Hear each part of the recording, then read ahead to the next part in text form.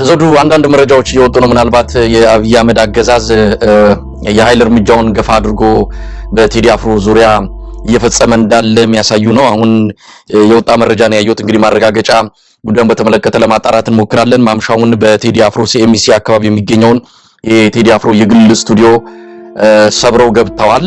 ገብተውም ንብረቶቹን መውሰዳቸው ነው የተገለጸው። ብዙ ነገሮች በዛ ስቱዲዮ ውስጥ ይገኛሉ። እንደ ጽህፈት ቤትም የሚጠቀምበት እንደሆነ ነው ቴዲ አፍሮ የተገለጸው። እንግዲህ ብዙ ንብረቶች ተወስደዋል ነው የሚባለው።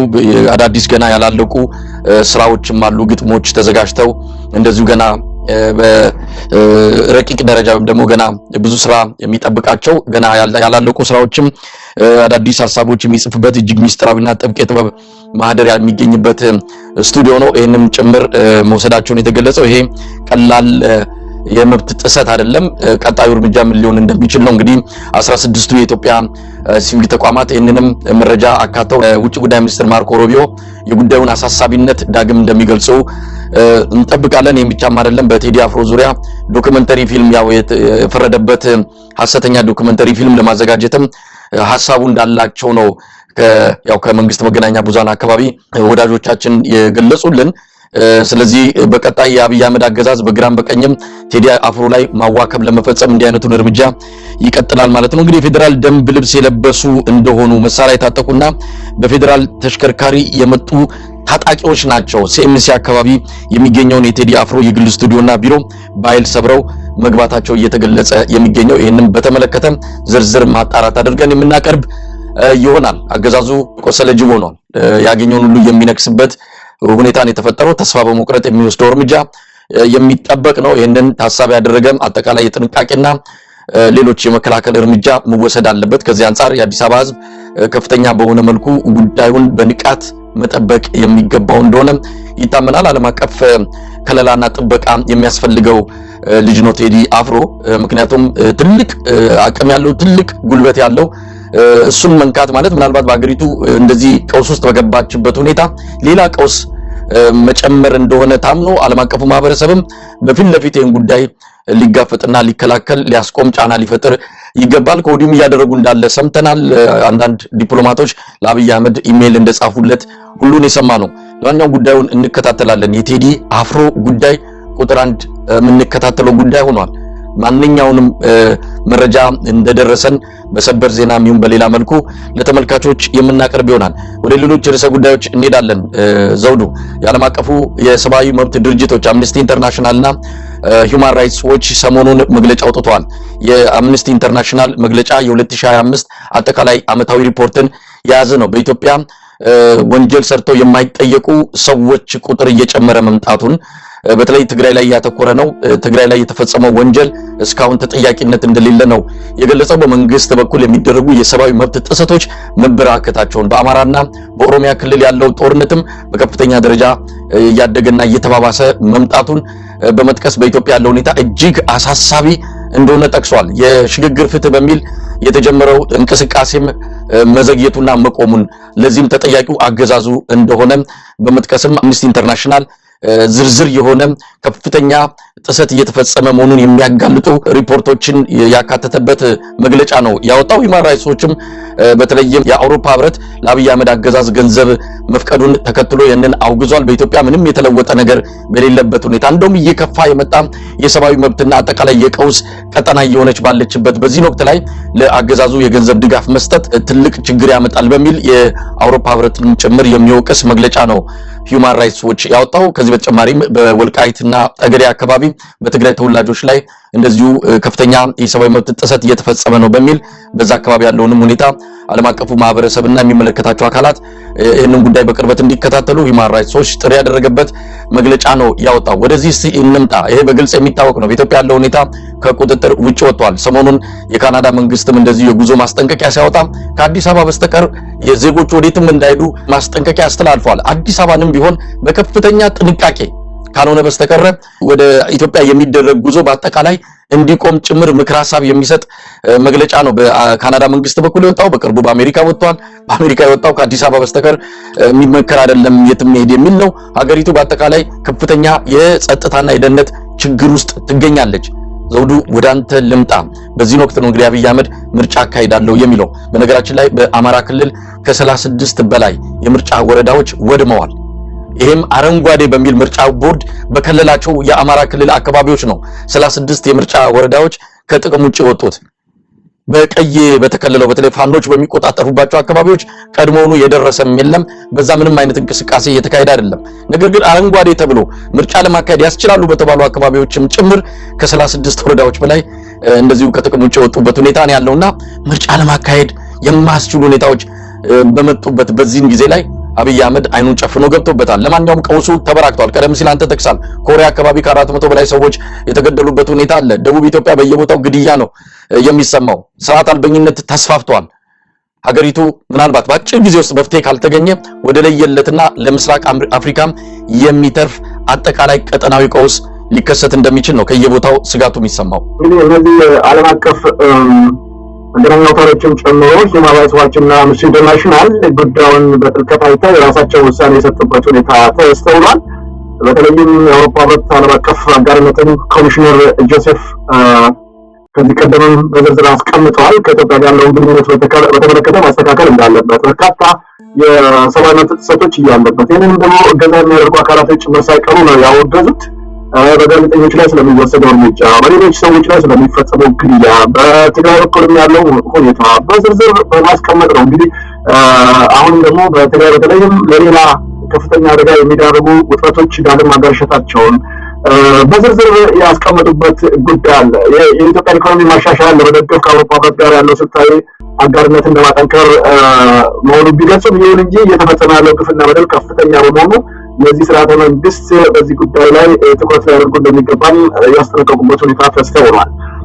በኢትዮጵያ ነገሮች እየከረረ እንግዲህ ቴሌር አፍሮን ቅድም የገለጽከው አለ በየቀኑ በየሰዓቱ በጣም ያሳዝናል እኮ እንግዲህ ያው ወደፊት ተጣርቶ የምናቀርበው ጉዳይ ቢሆንም ቤቱ ውስጥ ሰባብረው ይዞታውን ንብረቱን እየወሰዱ ከሆነ በጣም አደጋ አለ ማለት ነው። ሬድ ፍላግ ነው። ነገ ደግሞ ወደ ቴዲ መኖሪያ ቤት ገብተው ሌላ አክሽን እንደማይወስዱ ጋራንቲ የለም። አሁንም የኢትዮጵያ በተለይ በአዲስ አበባ የሚገኘው ማህበረሰብ ጥንቃቄ ማድረግ አለበት። ወንድሙን ልጁን ጭምር ማስበላት እንደሌለበት ነው ለመጠቆም የሚሞክረው። እንግዲህ እንዳልከው የሁሉ ችግርና መከራ ባለባት ሀገር ውስጥ አብይ አህመድ ዛሬም ተጨምሮ እንግዲህ አሁንም ምርጫ ነው ለማለት ነው፣ ሌላ ትርጉም የለውም። በመጀመሪያ ደረጃ ምርጫ የሚከናወነው ብዙ መስፈርቶች ከተሟሉ በኋላ የመጀመሪያው ትልቁ ደግሞ የሀገር ሰላም መሆን ነው። እንኳን አይደለም ባለፈው እንደምታስታውሰው ከትግራይ ጋር ግጭት ውስጥ የከተተው መሳይ የተወካዮች ምክር ቤት የፌዴሬሽን ምክር ቤት ጭምር ተሰብስቦ ውሳኔ የሰጡበት በኮሮና ምክንያት ምርጫ አይደረግም ተብሏል። ሌላ ምንም እኮ አይደለም። ኮቪድ ስለሆነ በዚህ ሰዓት ምርጫ ማለት ያኔ እንኳን ቢያንስ አፍህን እየሸፈንክ ወስደህ መጣል ትችላለህ፣ በተወሰነ ደረጃ ሰላም ስለሆነ ጦርነት ስለሌለ። አሁን እኮ ሰው ከቤት ወጥቶ አጠገቡ ከሚገኘው ሱቅ እንኳን በአግባቡ ዕቃ ገዝቶ ለመምጣት ዋስትና የለው። ከአንዱ አካባቢ ወደ ሌላ አካባቢ ሄዶ አንድ ነገር ማለት በማይችልበት በዚህ ሁኔታ ምርጫ ለማድረግ መንቀሳቀስ በጣም ነው የተሞላበት ነው። የምርጫ ቦርድ ያው ዕቃ የተቀመጡ ናቸው፣ እንደፈለገ የሚያዛቸው ናቸው፣ እሱ የሚላቸው የሚፈጽሙ ናቸው። በመሆኑ ይሄን እንዲከናወን ፈቅዷል እንጂ ህጋዊ ወይም ደግሞ ከተጽዕኖ ነፃ ቢሆኑ ኖሮ በዚህ ሁኔታ ምርጫ ማከናወን አይቻልም ብሎ ማገድ ወይም ማቆም ይችላል ነበር።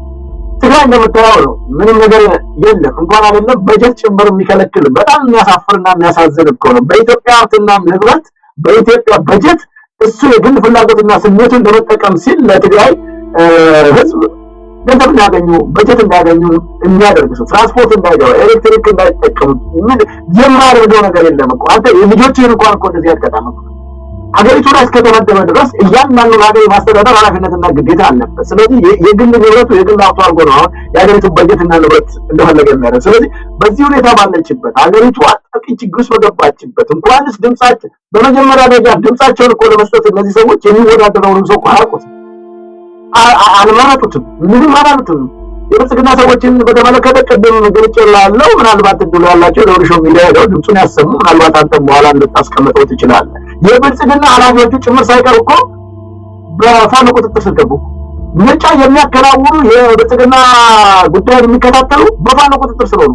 ግማሾቹ ቅድም ላይ በየወረዳው የሚገኙ የገበሬ ማህበር ሊቀመንበሮቹ ጭምር ሳይቀሩ እኮ ፋኖች ገብተዋል። ምንም አይነት በአማራ ክልል ምርጫ የሚያካሄድበት ሁኔታዎች የሉም። ያንን ለማድረግ የሚችሉበት ነገር የለም።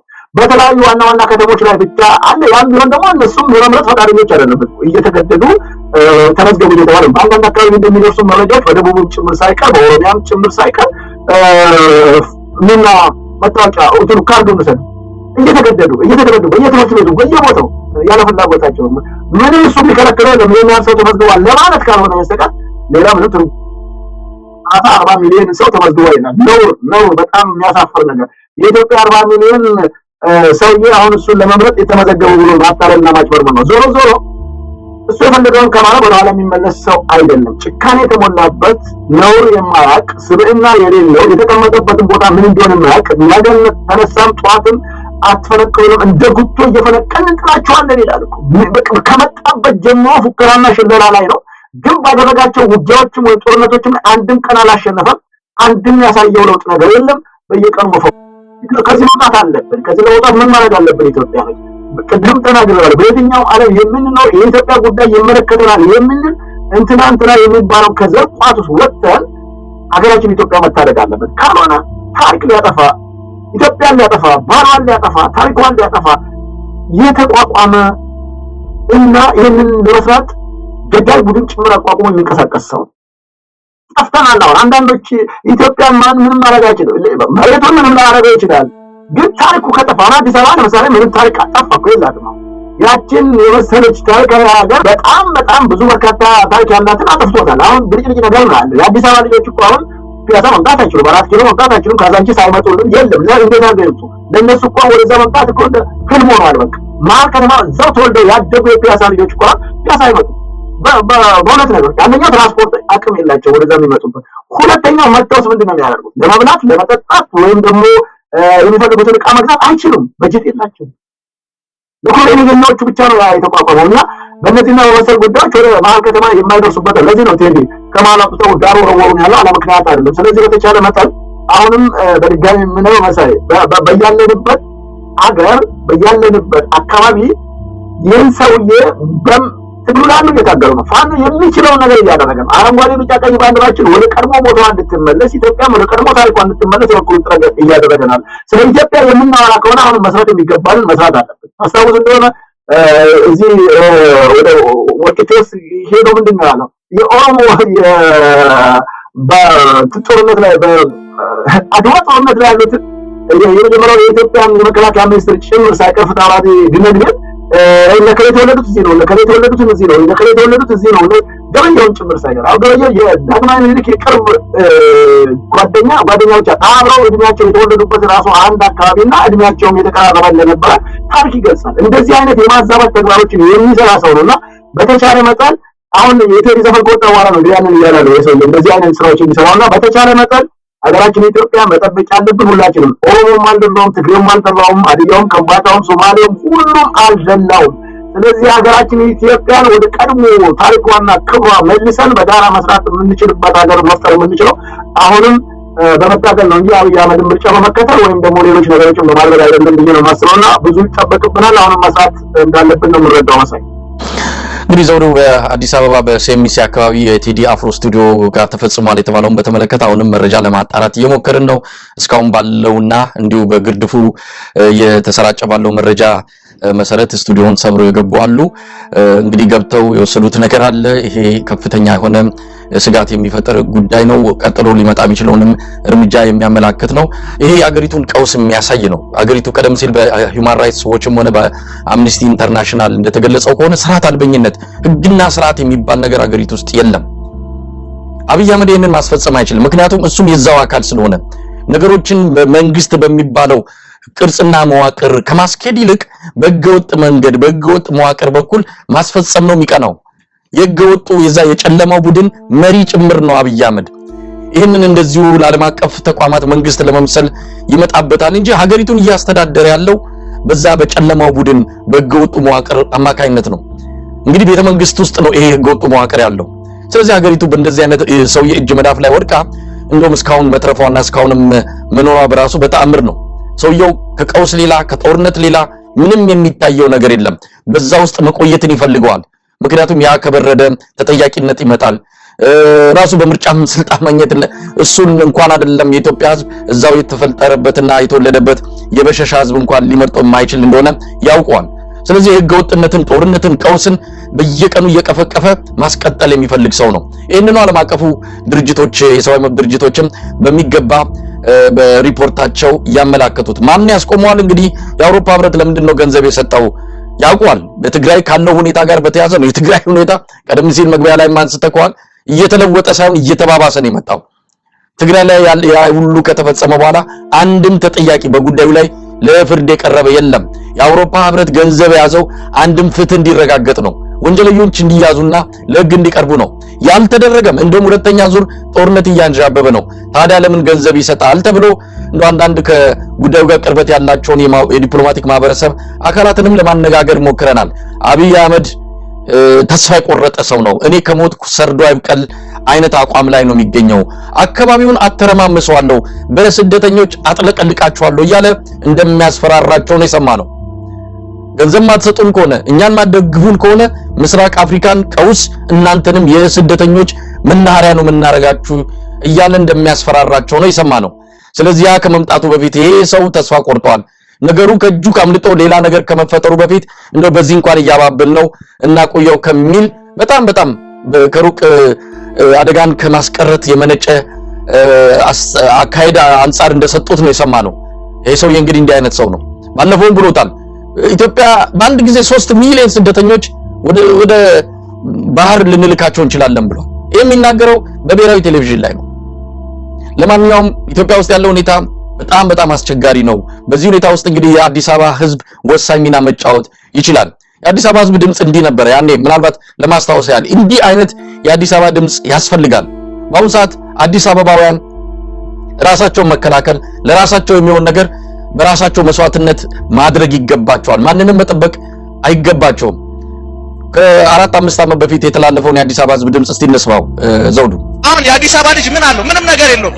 ሌላው ክልል ላይ መሬት አለው፣ ቦታ አለው፣ ምን አለው? እኛ አዲስ አበባ ልጆች ምን አለን? ኮንዶሚኒየም እንኳን ለማግኘት ታግነን ተሸክመን ውዝድርና ሰርተን አንድ ቤት ለመያዝ አይደል እንዴ ያለን።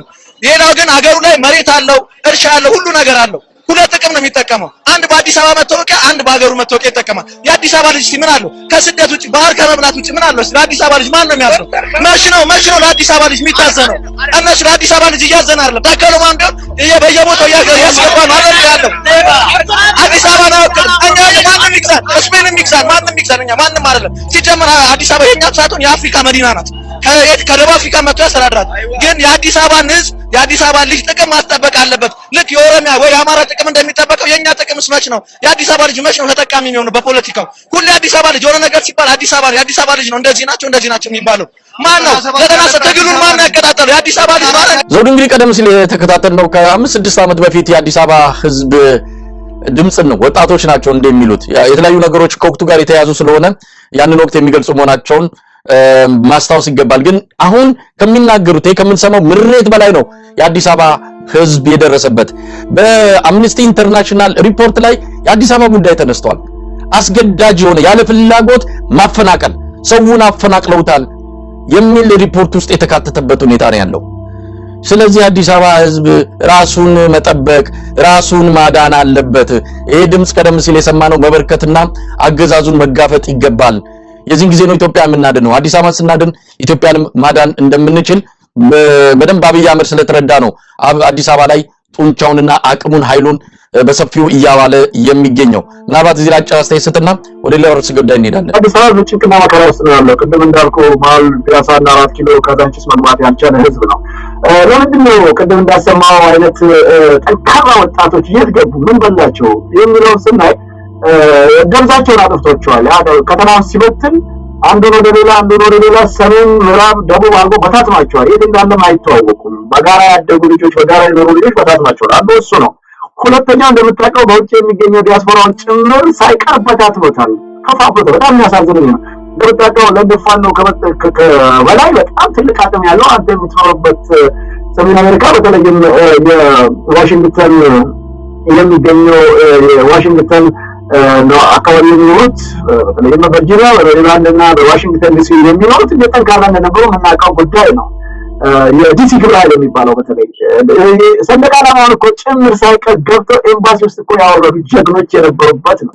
ማንም የመንግስት ባለስልጣን በዛን ዘመን እኮ መንቀሳቀስ የማይችልበት በየሆቴሎቹ በየሞሎቹ እንኳን መግባት ያልቻሉበት ተሳቀው ተጨንቀው የሚሄዱበት እነ ስብሃትን ጭምር ሳይቀር ካፌ ውስጥ በገቡበት ጭምር ሳይቀር ያዋረዱ እየተከታተሉ የመሪ አብይ አህመድ የደህንነት አማካሪ ተብሎ የተቀመጠውን አምባሳደር ሬዲዮስ ጭምር ሳይቀር ያሸማቀቁ ዛሬ የት ገቡ ብለው መጠየቅ ይችላል። በጣም ያሳፍራል፣ በጣም ያሳዝናል። እንደዚህ አይነት ያለውን ማህበረሰብ አንድነት የነበረውን በታትነውት ይኸውና እንደዚህ አድርጎት ተቀምጠዋል። ግን አሁን ወደዛው የመመለስ አቅምና ጉልበት አለን። ያንን አድርገን አሁንም የአዲስ አበባ ልጆች እንዳልኩ የተለያየ ችግር አለባቸው፣ በታትነዋቸዋል። በዛ ላይ ከነሱ ቁጥር በላይ ከኦሮሞ ክልል አብቶ ዘግፎባቸዋል። በቃ መተንፈስ የማይችሉበት ምናልባት አንከር ሚዲያንም ዘውዱ ሾውን ሌሎችንም ይህን መንግስት የሚቃወም ሚዲያዎችን እኮ ለማዳመጥ እየተሳቀቁ ነው። አንዳንዶቹ የላኩልኛል ለመስጠት ዘውዱ እባክህ ቢያንስ ማታ ላይ ፕሮግራም ብታረገው ላይ ፕሮግራም ምክንያቱም በቀን ላይ ተቸግረናል ያሉኛሉ። በቃ መንገድ ላይ ይዟቸውና አንጣ ስልክ ይላል የከፍተት ሲፈልግ ለቀው ካልፈለገ ምን እየተከታተለ እንዳለ ያው ይይዛቸዋል ማለት ነው። እዛው ላይ አንዳንድ ያው ጎግልም ዩቲዩብም ቶሎ የምትከታተላቸው ካለ ከላይ ያስቀምጠዋልና ለምንድነው አንከረናይዝ ለምንድነው እዚህ ጋር ሎዲሾ ላይ ለምንድነው እዚህ ኤቢሲ ላይ ለምንድነው እያለ ሌሎችንም ይህንን መንግስት የሚቃወሙ ሚዲያዎችን በማለት ያስሯቸዋል፣ ይደበድቧቸዋል። ችግሩ ስላሉ ይሄም አለ አንዱ ያለ ሁለተኛ የሚያስተባብር ቡድን እንኳን የለም። አሁን ያፓን ሚያዚያ 30 ጥር ያልቋል ስቲል ሲዳል ግን ይሄ ስርዓት ይፈቅዳል ብዬ አላስብም። እንትንም አላገኙም፣ የሚሰበስባቸው ሰው አላገኙም እንደው አንድም አካልና በዛ ላይ ጠንክረው በተለይ ፓርቲዎች ወጣቱን የሚይዙበት መንገድ ቢመቻች መልካም ነው እላለሁ። መሰግናለሁ። ዞኑ እንግዲህ ወደ ሌላው ርዕሰ ጉዳይ እንግዲህ ያው የኤርትራና የአሜሪካ ግንኙነት ነው። አሁን ትንሽ ገፋ ብሎ የመጣበት ሁኔታ ነው ያለው። የኢራኑ ወቅታዊ ሁኔታ አሜሪካን ሌሎች አማራጮችን እንድታስብ እንድታጤን እያደረጋት ይገኛል። በተለይ ኢራን ከሆርሙዝ ባሻገር የቀይ ባህርን መተላለፊያ መንገድ ጭምር ለመዝጋት የሚያስችል ዛቻ ስትሰነዝር እንደነበረ ይታወሳል። ይህንንም ሁትሲ በሚል የሚታወቀው የሁትሲ አማጽያን በየመን የሚገኘውን በኢራን የሚረዳ ታጣቂ ቡድን ነው። በዛ አማካኝነት የቀይ ባህር መተላለፊያ ላይ እንደዚሁ ሌላ አደጋ ለማምጣት አቅሟ አለኝ የሚል ነገር ከተናገረች በኋላ አሜሪካ አማራጮችን በመታሰብበት ሰዓት ከፍተኛ የሆነ አጋርነት ልታገኝ የምትችለው ከኤርትራ እንደሆነ በመረዳት በአሁኑ ሰዓት በኤርትራና በአሜሪካ መሃል ገፋ ያለ ምናልባትም ወደ መጨረሻው ደረጃ የደረሰ ግንኙነት እንዳለ ነው ዎል ስትሪት ጆርናል የጠቀሰው። በዚህም ኤርትራ የተወሰኑ ማዕቀቦች እንደሚነሳላትና በዚህ በቀይ ባህር አጋርነት ከአሜሪካ ጋር አብራ እንደምትሰራ ነው የተመለከተው። ይሄ ለኤርትራን ለዘመናት በዚህ ምንድነው በማዕቀብ ከፍተኛ ጉዳት ሲደርስበት ለነበረው ሀገር መንግስት እፎይታን ነው ማለት የሚቻል ነው።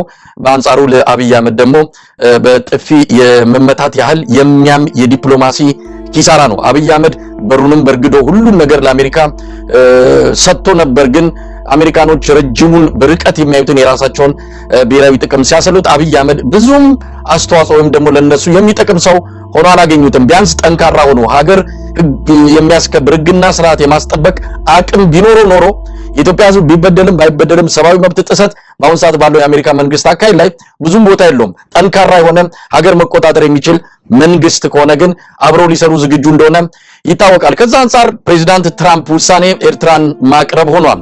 ከአብይ አህመድ ይልቅ ፕሬዚዳንት ኢሳያስ አፈወርቂ ጋር መስራት ለአሜሪካ ብሔራዊ ጥቅም ወሳኝ እንደሆነ በመረዳት ይሄ አይነት ግንኙነት መጀመሩና አሜሪካ የኤርትራ ላይ ተጣለውን ማዕቀቦች ልታነሳ እንደምትችል ነው በዘገባው የተመለከተው። ይህም ብቻም አይደለም። በአብይ አህመድ የጡት አባት የሆነው የተባበሩት አረብ ኤሚሬትስ ከፍተኛ ኪሳራ ውስጥ መግባቷ እየተገለጸ ነው። ኪሳራ ውስጥ ገብታለች። እንደውም በእነዚህ ሀገር አገላለጽ ባንክረፕት ይሉታል።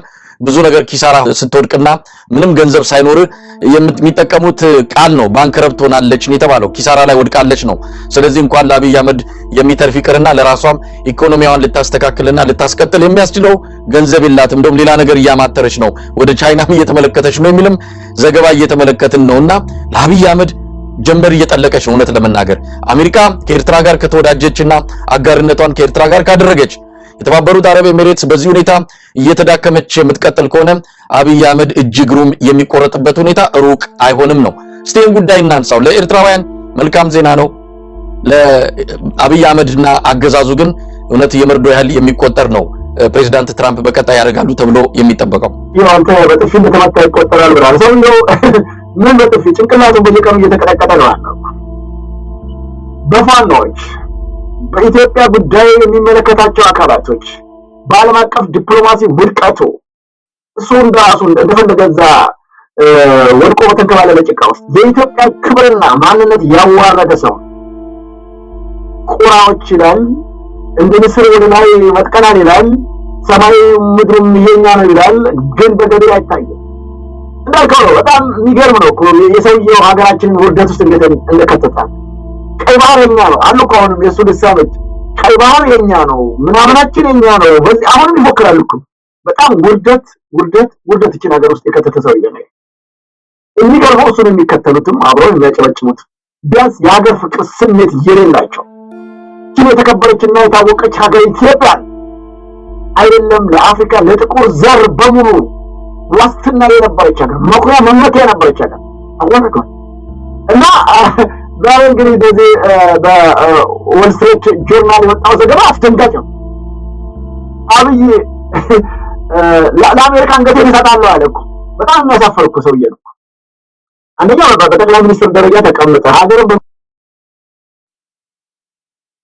በጨዋነት መናገር የሚገባቸው አንገት መስጠትም ከፈለገ በጨዋነት መናገር ግን የለማ ከብሸሻ ወጣ ከምንም የሚያውቀው ነገር የለም ከዛ ሬዲዮ ኦፕሬተር ሆነ በነገራችን ላይ አንድም የጦር ውጊያና ጦርነት ላይ እኮ ጦር መርቷል የሚባልበት ታሪክ የለውም ኮሎኔል ደግሞ የተሰጠው ዝም ብሎ ነው ዝም ብሎ እንደቆሎ ዛሬ ምስል ለነፊልድ ማርሻል እንደሰጠው አይደል ታድሎት ነው እንጂ በታሪኩ ውስጥ አብይ አህመድ በኮሎኔልነት ወይም በሌላ መኮንንነት ደረጃ ጦር መርቷል የሚባል ታሪክ የለውም ሬዲዮ ተሸካሚ ሆነ በ14 አመቱ ገባ ከነሱ ጋር ተቀላቀለ እያሳደጉና እነሱን ጠፎ ሊጥላቸው የራሳቸው ጥንቅ የሆነውን ሰውዬ እዛ ከተው አሳድገው ተንኮሉን አስተምረው ትየውና ዛሬ ለነሱም ለህዋቶች መከራ የሆነባቸው ነው ይሄ ሰውዬና ምን ያውቅም ስለ መንግስት አስተዳደር ስለ መንግስት ስርዓት ስለ ዲፕሎማሲ ስለ ምን የሚያክሰው አይደለምና የመጣ የሚያወሩ የመንገር ወሬ ነው አንገቴን ለአሜሪካ ሰጣለሁ ሲል የነበረ ሰውዬ ይኸውና አንገቱን እነሱ ራሳቸው ቆረጡት እሱ ሳይቆርጥ ማለት ነው እንግዲህ በተደጋጋሚ ጊዜ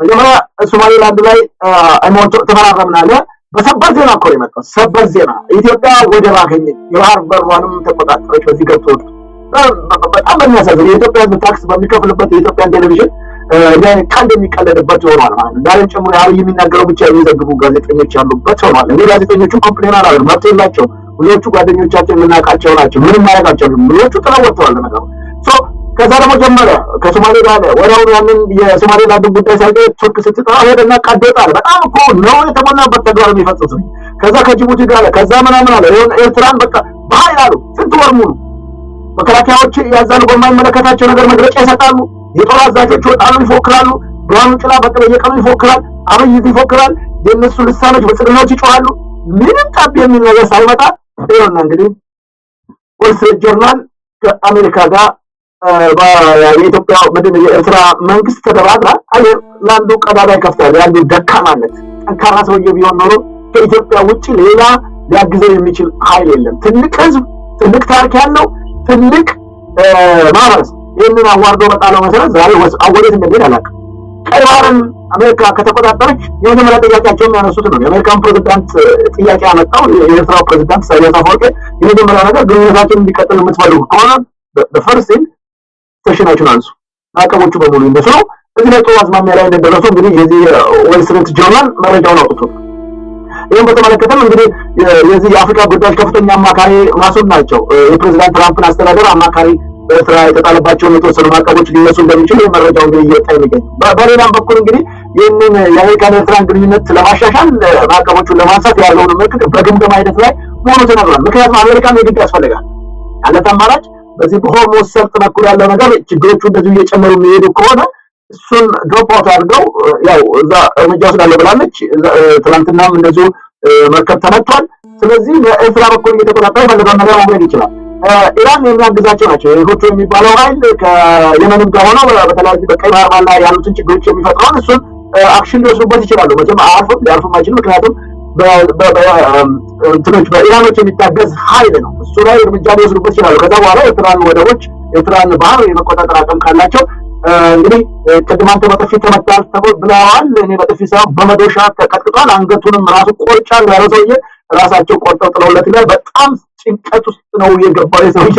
ስለዚህ እንግዲህ ቴዲን ምንጥቅድም ሰብረው ገብተዋል የሚል መረጃ ገጻል። እንግዲህ ወደፊት የሚጣራ ቢሆንም ግራ ገባው ሰውዬ ምን እንደሚሰራ ምን እንደማያደርግ የሚያቀረው ግን ኢትዮጵያኖች አሁንም ጥንቃቄ መውሰድ አለብን። አንዱ ጎሳ ከሌላ ጎሳ ጋር አችን ሀገር አጥፍቶ ወዴት እንደሚሄድ ስለማይታወቅ ጥንቃቄ ወስደን ህዝቡ በጋታ አሁንም መቀመጥ ያስፈልገዋል። እና ቅድም እንደገለጽከው በተለይም የአረብ ይሄም ላይ ሄዶ እናትየዋ ግብ ላይ ወድቆ ጡት ልያርግሽ ብሏታል። ደንግጣ ሴትዮዋም አክሴፕት አድርገዋለች። ወደዛ እንዳይሄድም ይሄ ራሷ አደጋ ውስጥ ነው ያለችው። እሱን የምታስተናግድበትና ስለሱ የሚያስጨንቃት ምንም ነገር የለም። ራሷ መከራ ውስጥ ያለች ሀገር ሆናለች እና ስለዚህ ከፍተኛ ጉዳት ሊያደርስ ስለሚችል ባይነቁራኛ ሁላችንም መከታተል አለብን ነው የምለው። የአሜሪካ እንግዲህ ጥሩ ዜና ነው ለኢትዮጵያኖች፣ ምንም የሚያስከፋን ነገር የለንም። ወይስ ይሄንን ነው የምለው። አመሰግናለሁ።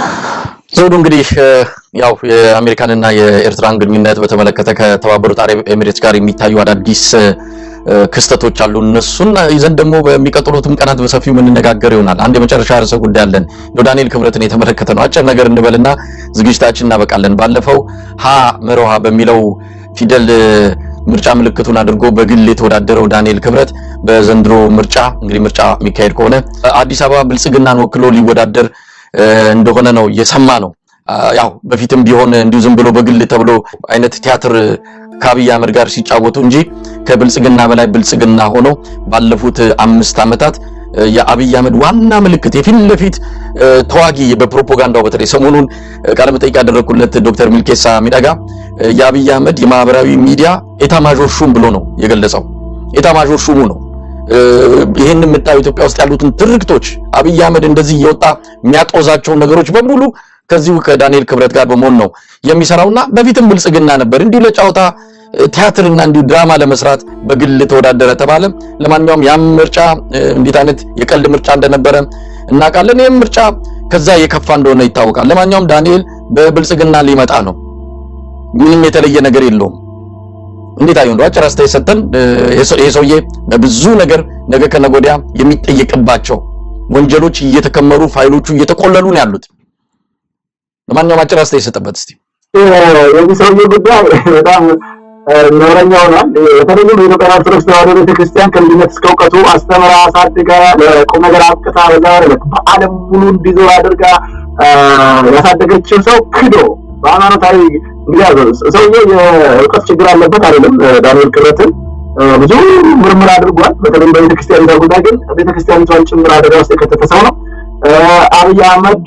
አሁን እንግዲህ ያኔ ሰውም በዛ ወቅት የነበረውን የሱ ጥሩ ጎን ብቻ በማየት የሚሰራቸው መልካም ስራዎችን በማየት ብቸኛው ተወዳዳሪ እንዲሆን ተደርጎ አሸንፏል። እሱ እንዳልከው ነው የሰው ስራ ነው። አሁን ደግሞ እንኳንስ በግል ለመወዳደር አይደለም የማይታሰብ ነገር ነው። ስለዚህ ብልጽግና ገባ ማለት ነው። ቀጥታ ገባ በብልጽግና ተወዳድሮ አሁን እሱ እንኳን እሱ አይደለም አብይንም የሚመርጠው የለም። አብቹ እያለ የሚጫው በሙሉ ኢንተርኔት ሰውዬ ከየት ድምጻቸው መስማት አያስፈልግም ብሎ የተወሰነበት ጉዳይ ነው ያለው። በተጨማሪም ይሄ ሰውዬ በትግራይ ህዝብ ላይ የሚወሰነውን የተናገራቸውን ቃላቶች የምናውቀው ነው። ወደ 10 ሚሊዮን ኢትዮጵያ ቢያልቅ ከ130 ምንም ማለት አይደለም እስከማለት የሱ አንድ ልጅ ዳይራ ያርገውና አንድ ልጅ ቢሞትበት ምን ሊሰማው እንደሚችል እናውቃለን ካሉት ልጆቹ መካከል ማለት ነው። ስለዚህ 10 ሚሊዮን በቃ ምንም እንደሰው አልተቆጠረም። ምናልባት በአውሮፓ 10 ሚሊዮን የሁለት የሶስት ሀገራቶች ህዝብ ማለት ነው።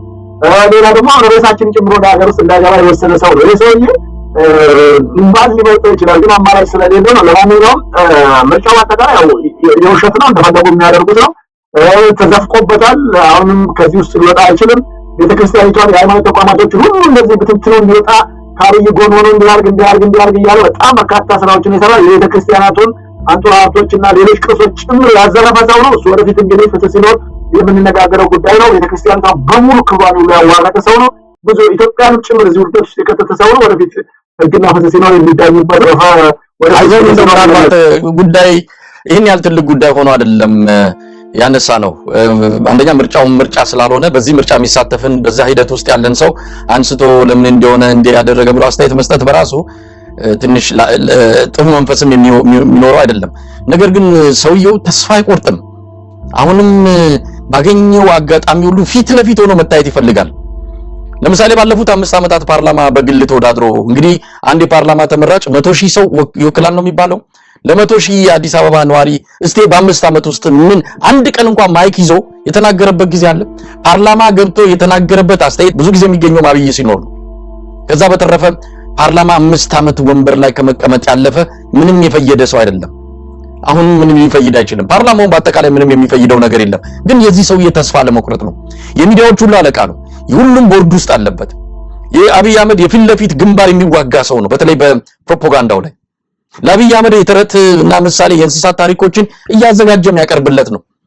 ከዛ ውጭ ምንም ተግባር የሌለው ጁንታ ያለ የትግራይን ህዝብ፣ ጃዊሳ ያለ የአማራን ህዝብ እንደዚህ አይነት ተገቢ ያልሆኑ ቃላት እንደዚህ አይነት ነገር ሲፈጽም የቆየ ከኦሮሞም ከሁሉም ከኢትዮጵያውያን በሙሉ ሲጣላ የቆየ አብይን ተማምኖ በመጨረሻ እንግዲህ አብይ አህመድ ከስልጣን ሲወርድ ወይም ደግሞ መፈናቀሉ አይቀርም። የሱ ታሪክ ግን እጅግ አስገራሚ ነው። ዘውትር ወደ ቁልቁለት እየሄደ መጨረሻውን አጓጉል ያደረገ ሰው ቢኖር ዳንኤል ክብረት ነው። ለማንኛውም ጨርሰናል። ምን ጨምሮ ከሌለ ዘውዱ በጣም አመሰግናለሁ። መሳይ እንግዲህ የሰማነውን በልቦናችን ያሳድርልን ይላል ለተመልካች አድማጮቻችን። በዚህ ላይ እናብቃ። እንግዲህ በሌላ ጊዜ ደግሞ እንደዚህ ሌሎች ጉዳዮችን ይዘን እንወያያለን። አመሰግናለሁ መሳይ።